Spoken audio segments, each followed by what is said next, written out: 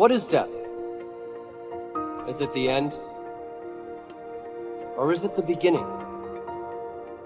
And what is life? What is this thing we call life? Indiscriminate. Only when your attention and involvement is indiscriminate does the universe open up to you. Because life is happening because of its openness. This is the fundamental difference between death and life is, people are thinking it's just breath, all right, on one level. That is also openness. Whether you allow this to happen or you don't allow it to happen, whether you did it consciously or unconsciously, that is happening, isn't it? Openness is on every subatomic particle, it's in communication with everything. That's why this is going on. Breath is happening, so much is happening in connection with everything. It is only in openness you're alive. As you close doors, you're dying in installments. For now, what you want to focus on is you're hopelessly average. Amazing. And now it's about recognizing that the average human being is designed to learn and grow and to get better. And so now it's a question of how do we put enough time and energy into something to actually get better at that thing? And that really is the key that we want to focus on. I think when you feel stuck or dissatisfied in your life, it's a signal. And it's not a signal that your life is broken. It's a signal that one of your most basic needs are not being met. Your need for exploration. Everything about your life, about your body, grows. Your cells regenerate, your hair, your nails, everything grows for your entire life. And your soul needs exploration and growth. And the only way you'll get it is by forcing yourself to be uncomfortable. What's the most important key to success? I think it's hunger. It's not getting satisfied.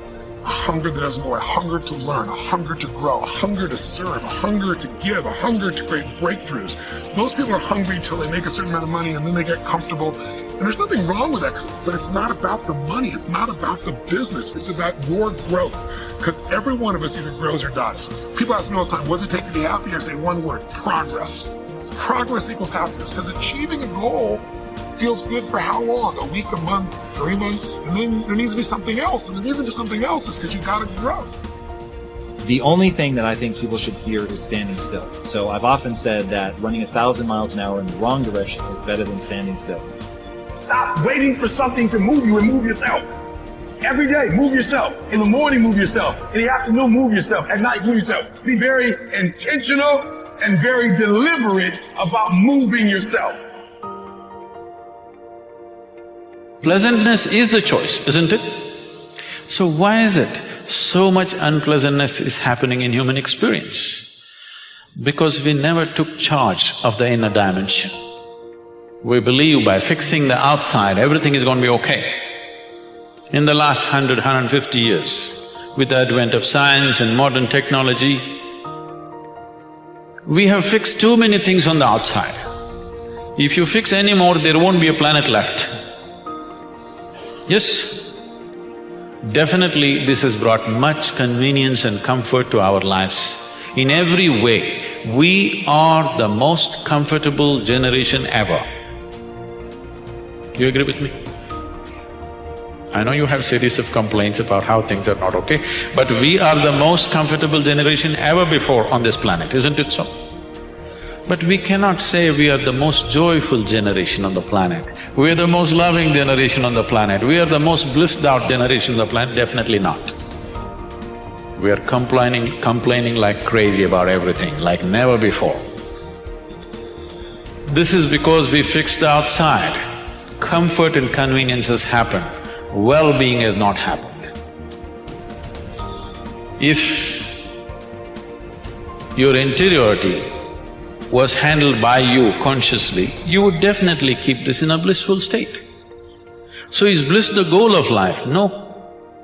Bliss is a necessary condition for life to flower to its full potential, otherwise it will remain constrained.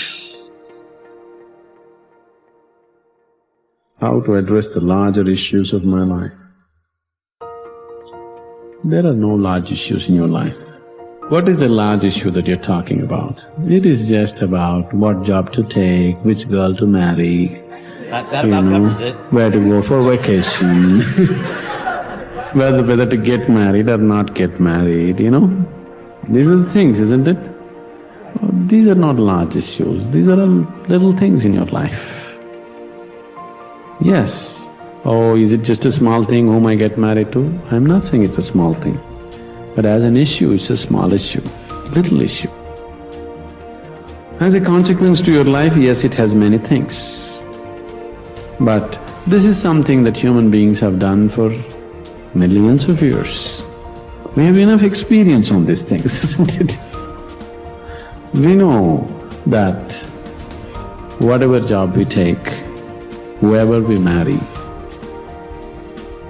it is just the way we make out of it. Every experience of life, you can make it an enriching experience.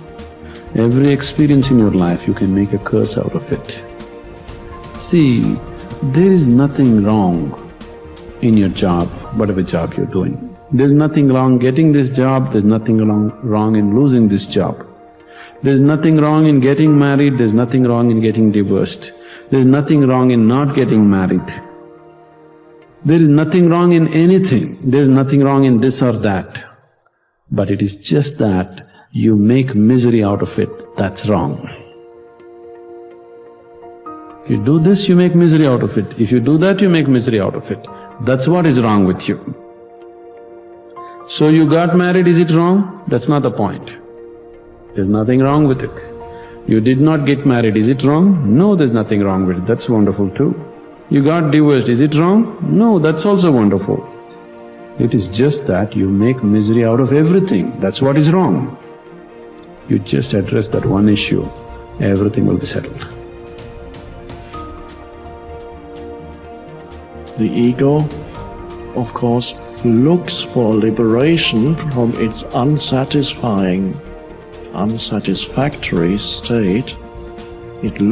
The ego knows it knows something is missing, but it always looks in the wrong place. As we've already said, it looks there but never here. So it never goes deep into life, into what is. It ignores the simple reality of the present moment and looks towards the next moment for satisfaction, for that which I can add that will make me complete. Hence its obsession with future, with the next moment. And hence everybody lives that way, almost everybody, as if the next moment were more important than this moment. And isn't that strange? It's a form of mental illness because the next moment doesn't even exist. Except as a thought in your head. That's the only absolute reality that future has, is it exists as a thought in your head. And it is fine. As for practical purposes, it's a helpful thought that there is such a thing as future, because it enables you to make an appointment. So it's helpful. We got here because of future, because of this thought that there is such a thing as future. But there isn't, because nobody has ever seen it or touched it or experienced it. And since nobody has ever seen, touched or experienced it, we can assume that it doesn't exist. And obviously it doesn't, because when the future comes, it's the now. The next moment comes that you wanted to get to, and finally you get there, and it turns out, oh, it's the now again.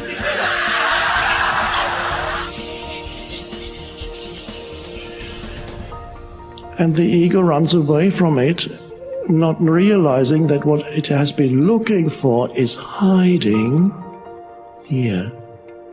No matter what form this now takes, it is hiding where the conditioned mind, which is the ego, has never really looked.